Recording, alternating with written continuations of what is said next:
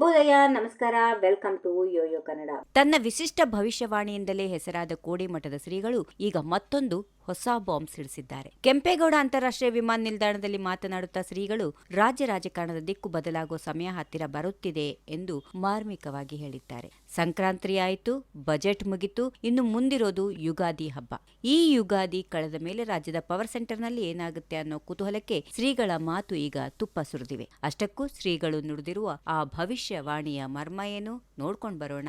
Complete details ಇಲ್ಲಿ. ಕೋಡಿಮಠದ ಶ್ರೀ ಶಿವಾನಂದ ಸ್ವಾಮೀಜಿ ಅವರ ಮಾತುಗಳು ಅಂದ್ರೆ ರಾಜ್ಯ ರಾಜಕಾರಣದಲ್ಲಿ ಅದಕ್ಕೊಂದು ತೂಕ ಇರುತ್ತದೆ. ದೇವನಹಳ್ಳಿ ಏರ್ಪೋರ್ಟ್ನಲ್ಲಿ ಮಾಧ್ಯಮಗಳ ಜೊತೆ ಮಾತನಾಡಿದ ಅವರು, ನಾನು ಮೊದಲೇ ಹೇಳಿದ್ದೆ ಸಂಕ್ರಾಂತಿಯ ನಂತರ ಬಜೆಟ್ ಆಗುತ್ತೆ ಅಂತ. ಈಗ ಬಜೆಟ್ ಮುಗಿದಿದೆ, ಇನ್ನು ಯುಗಾದಿ ನಂತರ ಅವರಾಗಿ ಅಧಿಕಾರ ಬಿಟ್ಕೊಟ್ರೆ ಬದಲಾವಣೆ ಆಗುತ್ತೆ ಅಂತ ಹೇಳಿದ್ದಾರೆ. ಇಲ್ಲಿ ಅವರಾಗಿ ಅಂತ ಶ್ರೀಗಳು ಯಾರನ್ನ ಉದ್ದೇಶಿಸಿ ಹೇಳಿದ್ದಾರೆ ಅನ್ನೋದು ಈಗ ಕೈಪಾಳೆಯದಲ್ಲಿ ಭಾರಿ ಚರ್ಚೆಗೆ ಕಾರಣವಾಗಿದೆ. ರಾಜ್ಯದ ಪ್ರಮುಖ ನಾಯಕರಾದ ಡಿಸಿಎಂ ಡಿಕೆ ಶಿವಕುಮಾರ್ ಮತ್ತು ಗೃಹ ಸಚಿವ ಡಾಕ್ಟರ್ ಜಿ ಪರಮೇಶ್ವರ್ ಬಗ್ಗೆಯೂ ಶ್ರೀಗಳು ಮಾತಾಡಿದ್ದಾರೆ. ಅವರಿಬ್ಬರು ನಮಗೆ ಬೇಕಾದವರೇ, ಎಲ್ಲರಿಗೂ ಒಳ್ಳೆಯದಾಗಲಿ ಅಂತ ಹೇಳೋ ಮೂಲಕ ಮುಂಬರುವ ದಿನಗಳಲ್ಲಿ ನಾಯಕತ್ವದ ಬದಲಾವಣೆಯ ಸುಳಿವು ನೀಡಿದ್ದಾರೆ. ಶ್ರೀಗಳು ಈ ಆಗಲಿ ಎಲ್ಲರಿಗೂ ಆಗಲಿ ಅನ್ನೋ ಸಾಲುಗಳು ಸದ್ಯಕ್ಕೆ ಸಿದ್ದರಾಮಯ್ಯ ಬಣದಲ್ಲಿ ಟೆನ್ಷನ್ ಕ್ರಿಯೇಟ್ ಮಾಡಿದೆ.